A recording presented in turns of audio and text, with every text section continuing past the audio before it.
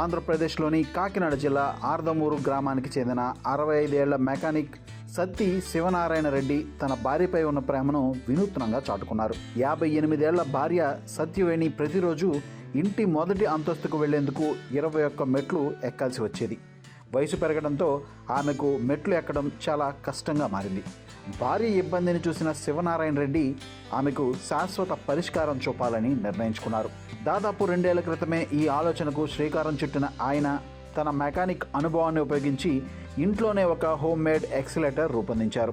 ఇటీవలే పూర్తయిన ఈ ఎక్సిలేటర్ ద్వారా సత్యవేణి ఎలాంటి ఇబ్బంది లేకుండా సురక్షితంగా పై అంతస్తుకు చేరుకుంటున్నారు. అంతేకాదు బియ్యం బస్తాలు, గ్యాస్ సిలిండర్లు, ఇతర బరువైన సామాగ్రిని కూడా సులభంగా పైకి తీసుకెళ్లేలా దీన్ని రూపొందించడం విశేషం.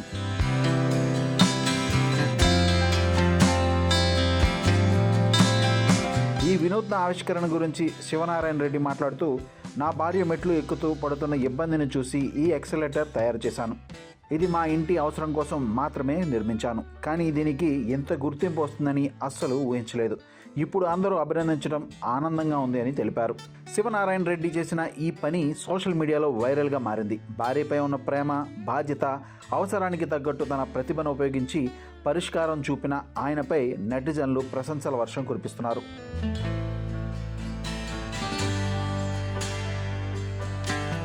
ప్రేమ అంటే ఖరీదైన బహుమతులు ఇవ్వడం మాత్రమే కాదని, జీవిత భాగస్వామి కష్టాన్ని అర్థం చేసుకుని దానికి పరిష్కారం చూపడమే నిజమైన ప్రేమ అని ఈ ఘటన మరొకసారి నిరూపించింది.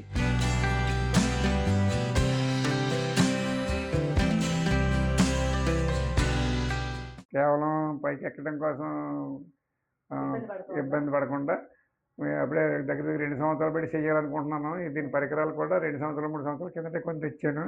ఈ మధ్యలో కార్తీక మాసంలో దీన్ని చేయడం జరిగింది.